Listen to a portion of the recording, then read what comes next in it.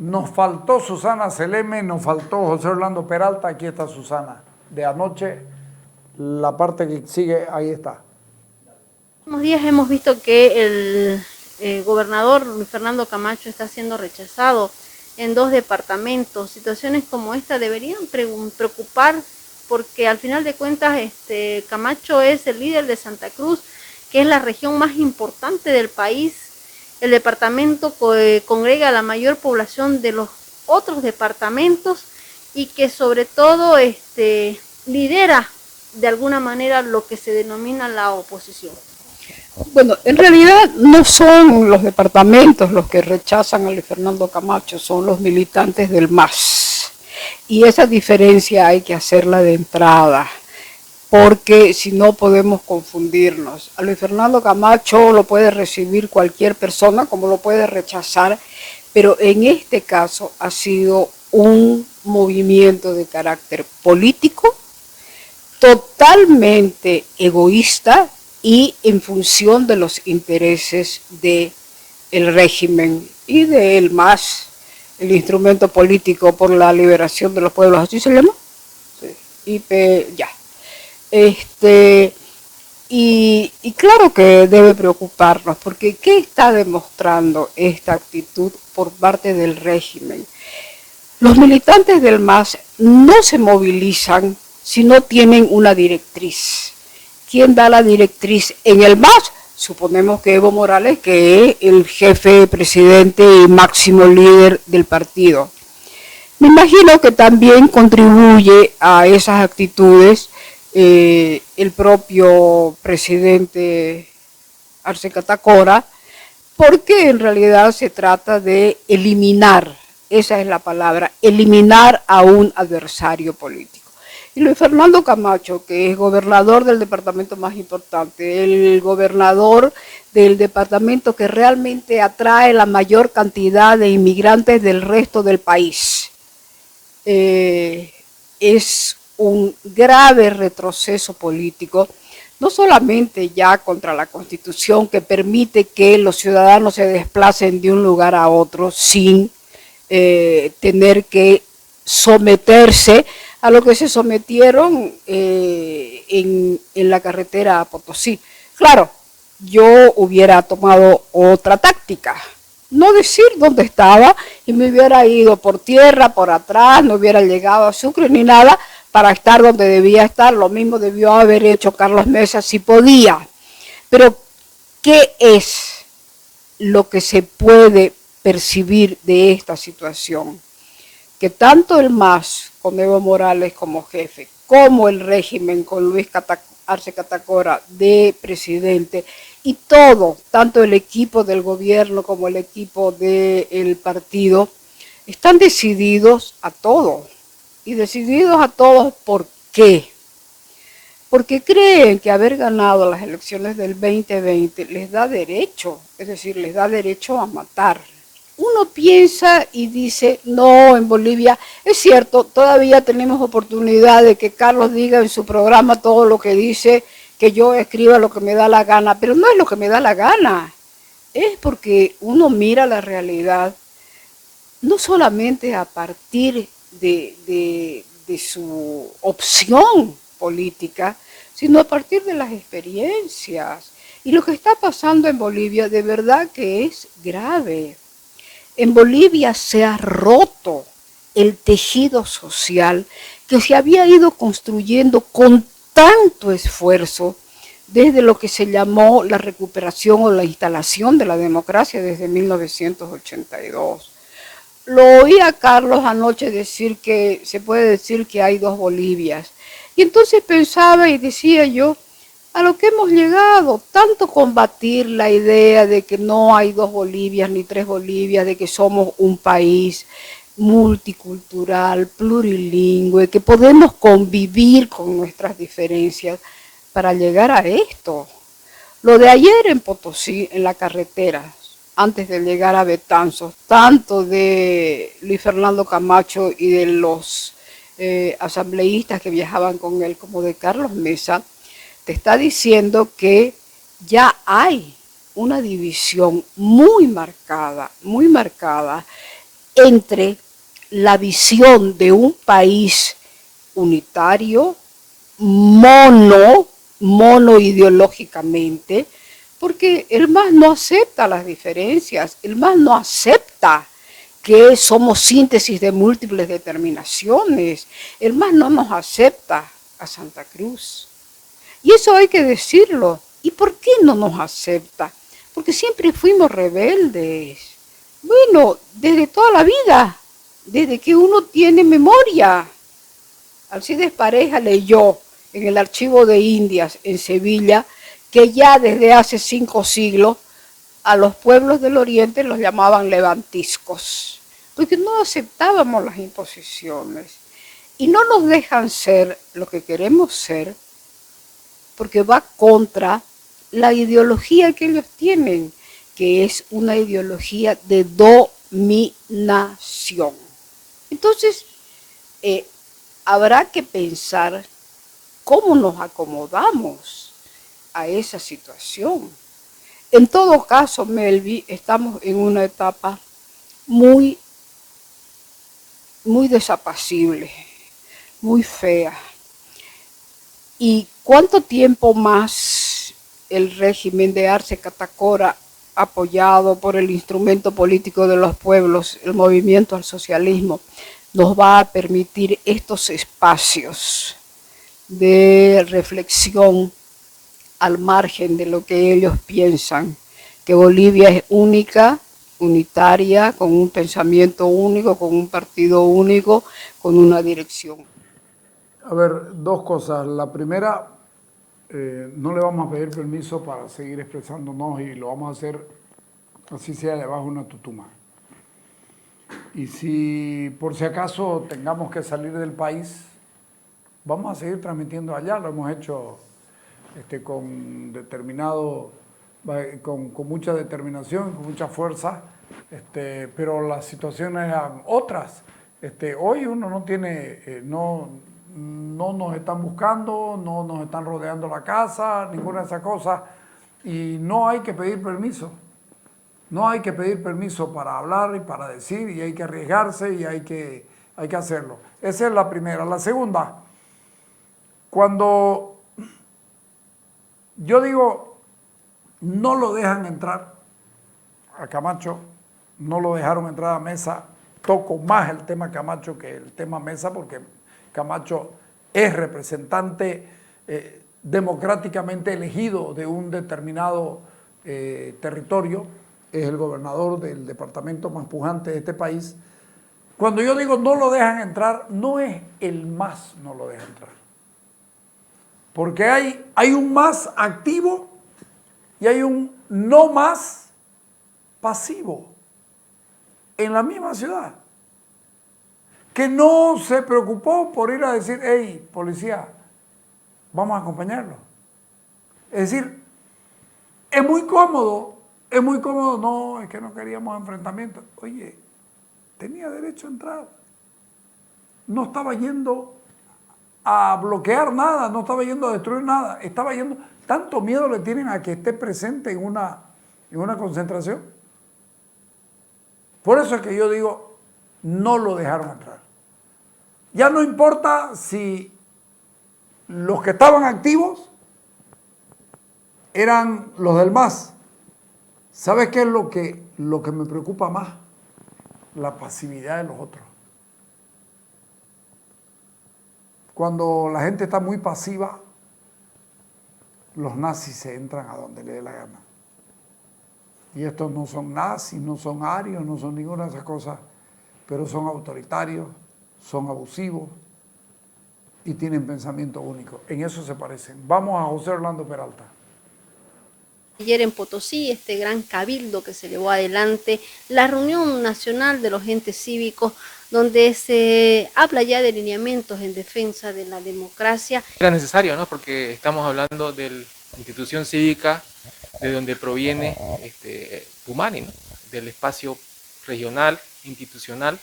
Por tanto, era una acción muy necesaria, era una concentración muy necesaria justamente en demanda de ciertas libertades. Tengo entendido por abogados expertos que le vulneraron muchos derechos a Pumari antes de tenerlo, ya fue arbitrario. No voy a entrar en el ámbito jurídico, pero políticamente hablando, es un síntoma de que el Estado es autoritario, ¿no? y que rompe reglas, ¿ya? No tiene contención institucional, no tiene límites institucionales para poder intervenir en un individuo, en una persona, ¿no? Como ha sido en el caso de Pumari. Supongamos que Pumari es responsable de todo, pero esa era la manera de hacerlo, ese era el procedimiento, ¿correcto? No, o sea, si tiene responsabilidad, creo yo que todo debe ser de acuerdo a norma o al debido proceso, y eso es lo que eso es lo que el Estado no ha hecho, ¿no? Por tanto, obviamente la reacción ciudadana en Potosí y a nivel nacional es legítima, ¿no? Y eso es lo que sucedió en Potosí, y bueno, vamos a ver en qué medida esto irradia a nivel nacional en el transcurso de los días, ¿no? Pero obviamente estamos hablando diciembre, Navidad, la cuarta ola de pandemia, y seguramente enero veremos muchas cosas en enero, ¿no? Después de que pasen estos días festivos y también críticos con la pandemia. Pese a la lluvia, pese a todo, hubo una gran concentración de personas. Sí, eso se vio en la prensa, hubo una concentración acorde al tamaño de la ciudad, el número de habitantes, y bueno, ha tenido un impacto importante, a pesar de que los líderes cívicos y políticos de Santa Cruz no pudieron llegar, ¿no? Que también esa es una cuestión bien complicada y crítica, en el sentido de que obviamente nadie se mueve porque nadie bloquea o hace un impedimento a ciertos dirigentes que vienen del interior del país, en Potosí, por cuenta propia, ¿no? Seguramente es muy probable de que esto haya sido dirigido por el mismo gobierno, ¿no? Para evitar la concentración de los liderazgos de Santa Cruz en Potosí y que tenga más fuerza, ¿no? Todo esto, ¿qué le queda al país frente a lo que se ha manifestado en Potosí, las reacciones que se han dado por parte de la clase? Bueno, mire, es sintomático que justamente los detenidos sean personas que no tienen poder en este momento, el caso de Yanine Áñez, el caso de Pumari, y que son liderazgos que han tenido impacto nacional y que ahorita no tienen poder, que no representan inicialmente nada y están detenidos, ¿no? Y yo creo que sí van a seguir deteniendo personas, sí van a seguir arremetiendo al gobierno, porque la idea del golpe de Estado ellos la tienen muy encarnada, si vale el término, ya, y por tanto este comportamiento sistemático desde el Estado, utilizando los poderes públicos, ya, va a continuar, ¿no? en el transcurso de los próximos meses. Sin duda, así hubiera sido culpable Pumari, no era la manera de hacerlo, dice. Y tiene razón. ¿Sabes qué? Es Pumari y es Yanine Áñez, como decía yo esta mañana. ¿Sabes por qué es el ensañamiento con Yanine Áñez? Porque representa exactamente la memoria colectiva de todo lo que ellos hicieron el 2019. Pueden disfrazarlo de lo que le dé la gana el fraude, pero fue fraude. Y ellos no pueden venir con el discurso, demostrar que fue fraude. No, vos demostrá que no fue. Porque en esa lógica, bueno, en esa lógica están viviendo. Tenés que probar que sos inocente, no te tienen que probar que sos culpable. Estamos cagados. Pero hay un tema que lo venimos repitiendo y repitiendo y repitiendo con Carlos Hugo Molina, el asunto del censo y de la boleta censal, que nos parece importantísimo, el valor en sí mismo que tienen las migraciones. Escuchémoslo. El tema del censo es algo que por lo visto no se tocó en este Consejo Nacional de Autonomías, así como tampoco se tocó el pacto fiscal, pero son elementos importantes para el desarrollo y peor aún que se apruebe un presupuesto general del Estado donde no figuran recursos específicamente para este tema. Tenemos que volver sobre lo que ya hemos conversado en alguna oportunidad. El censo es el instrumento fundamental para la aprobación de políticas públicas. ¿Qué quiere decir esto? El censo lo que hace es establecer una radiografía dependiendo de lo que se pregunte, que son la mayoría de los casos preguntas similares a las que se desarrollan en todo el mundo, porque se agregan al sistema de Naciones Unidas, pero que tienen en algunos casos especificidades dependiendo del país. Entonces, ¿qué es lo que nos refleja la fotografía del censo? ¿Qué población tenemos en total? la suma de los 9 departamentos, cuántos hombres, cuántas mujeres, cuál es la estructura poblacional etaria por edad, cuál es la ubicación física en el territorio, dónde se apropia la vivienda del que está viviendo en términos de espacio, qué características y condiciones tiene esa vivienda respecto a los que están viviendo en ella, las condiciones de exigencia, de necesidad, de carencia. Bueno, cada uno de estos elementos está acompañado de un discurso político, el discurso político que se da en periodos electorales respecto a las respuestas que hay que dar. ¿Hay vivienda o no hay vivienda? Las condiciones que tiene la vivienda, ¿son suficientes, son adecuadas? ¿Tienen energía? ¿Cuántos viven en ella? ¿Qué servicios cuentan? Y eso se va desagregando porque ahí entra el universo de actores, de personas, quienes estudian, quienes no, el nivel de escolaridad, y todo eso tiene que responder a preguntas mundiales, a requerimientos mundiales. Y decía, y tienen las particularidades de las preguntas específicas. Bolivia es un país en el que, si lo ponemos en contexto, el año 1950, en el censo de 1950, tenía 26% de su población viviendo en área urbana y el restante 74% lo hacía en área rural. Tenemos un momento de cruce de estas variables, 50-50, que se produce el año 83. Alrededor del año 83, la población boliviana vivía 50% en área urbana y 50% en área rural. Hemos trabajado sobre las proyecciones y por el proceso acelerado migratorio que se está produciendo, en Bolivia el año 32, el 90% de los habitantes vamos a vivir en ciudades y solo el 10% en área rural. Bueno, ¿qué significa eso, Carlos? ¿Qué significa eso, Melvi, desde el punto de vista de definición de políticas? Quiere decir, ¿y quién va a dar la salud? ¿Y quién va a dar la educación? ¿Y quién va a cubrir la demanda de trabajo y de desarrollo económico, productivo y de aprovechamiento del territorio? El año 32 tendremos en Bolivia un territorio en el que 1 millón de kilómetros cuadrados técnicamente no tendrá población porque será muy escasa. A ese bono territorial todavía tenemos en lo que se denomina el bono poblacional. Esto es la población económicamente activa que está en condiciones de trabajar y de producir. En este momento, cerca del 60% de la población boliviana es menor de 30 años, 60%. Esta cualidad solo la tiene Bolivia y Paraguay en este momento. Quiere decir que hay una demanda abierta de una población que necesita trabajar y necesita desarrollarse. Bueno, esos son los temas del censo y parecen teóricos, pero no lo son. Hacen a la vida cotidiana, hacen a la solución de los problemas, hacen al despoblamiento rural, hacen al crecimiento de las ciudades. Y esta agenda de la Edad Media, de los burgos que todavía tienen las ciudades en Bolivia respecto a las necesidades que tienen que cumplir. ¿Qué significa eso? Dice Carlos Hugo. Yo le digo, ¿sabes qué significa? Otro país.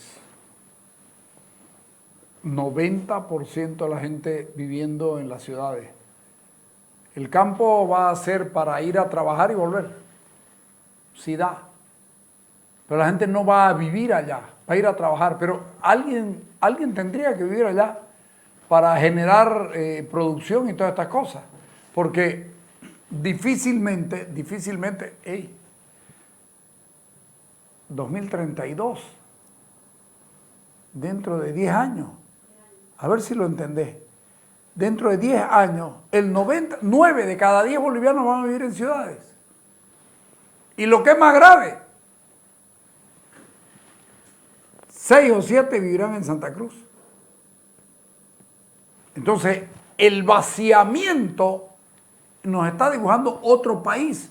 Hace bien Carlos Hugo Molina en machacar y hacemos bien nosotros como programa en pedirle que machaque porque vamos a tener otro país y no tienen, los que nos gobiernan no tienen la más peregrina idea de qué es lo que pretenden hacer a nivel nacional, a nivel departamental y a nivel municipal. Sigamos escuchando la otra parte. Importancia que tiene el censo en la planificación del desarrollo de una región, de un país.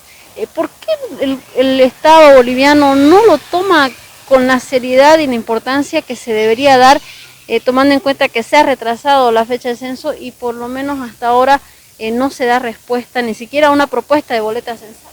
A ver, aquí hay un dato que la realidad va a obligar a todos a que, y fundamentalmente al gobierno, piense de manera distinta. ¿Qué significa? Y voy a hacer la pregunta de la manera más objetiva posible. ¿Qué significa que en las dos últimas elecciones de gobiernos municipales, de las 10 ciudades más importantes de Bolivia, las 9 capitales más el Alto, el MAS solo gana en 2? El año 2015 ganó en Sucre y en Potosí, y el año 2020 ha ganado solo en Sucre y en Oruro, y pierden todos los demás lugares urbanos. ¿Qué significa eso? La respuesta para quienes estamos investigando esto es muy simple. El gobierno no tiene una propuesta de desarrollo urbano, no tiene una propuesta de desarrollo de ciudades. No existe en Bolivia una ley, hay proyectos, se ha venido discutiendo hace mucho tiempo, pero no se concreta. No hay una ley de desarrollo de ciudades, de desarrollo urbano, ajustado a lo que tenemos en este momento. Entonces, ¿qué quiere decir eso? Que vamos a enfrentarnos con una realidad que estamos tratando de engañarnos y que no nos va a ser útil. Entonces, cuando se plantea, y aquí vienen las especificidades, los más interesados en el censo, a conocerlo a profundidad, real y objetivamente, y que se pregunte, se hagan las preguntas pertinentes: ¿de dónde viene usted? ¿De dónde venía? Porque ya está. Y para saber de dónde salió. Los más interesados en que el censo sea un reflejo real y objetivo de la realidad y debieran estar peleando estas preguntas son Oruro, Chuquisaca y Potosí, porque son los departamentos con mayores índices migratorios y de abandono rural del país. Entonces, hagamos un esfuerzo, estamos a tiempo. Creo que este tipo de espacios, estos diálogos pueden ayudar a tomar mayor conciencia. Desideologicemos en este momento el tema del censo, volvámoslo el instrumento técnico de políticas públicas que es imprescindible, y hagámonos las preguntas pertinentes, porque lo contrario va a significar lo que ocurre por parte de un padre que trata de mantener a su hijo que tiene 15 años con el mismo pantalón y la misma camisa que tenía cuando tenía 10 años. ¿Qué va a ocurrir? Va a reventar por todos lados, y esa ruptura se va a dar, ojalá no en términos de conflicto, se va a dar en términos de dificultades, pero también puede darse en términos de oportunidades, porque la gente se traslada no para vivir peor, no, nadie lo hace, lo hacen para buscar una oportunidad, porque suponen que hay una oportunidad, y eso hay que estar respaldándolo con acciones para que efectivamente sean efectivas, y reconocer que los departamentos que están perdiendo población y que necesitan seguir desarrollándose, necesitan seguir teniendo respuesta en favor de la población que vive en ellos, tienen que tener políticas de desarrollo y políticas económicas adecuadas. Hay que liberar las capacidades productivas, hay que liberar la iniciativa, hay que liberar la creatividad. El gobierno está en contraflecha en estas materias, pero nos toca seguir repitiendo esto como gota que dobla la piedra.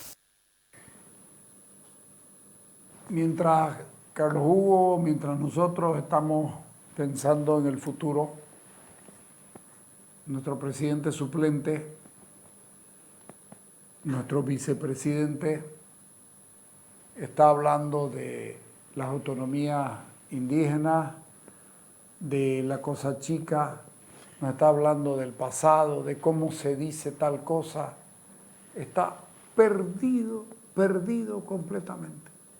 Alguien o le regala una brújula o le dice que es vicepresidente porque él no se ha enterado. Hasta mañana, gracias.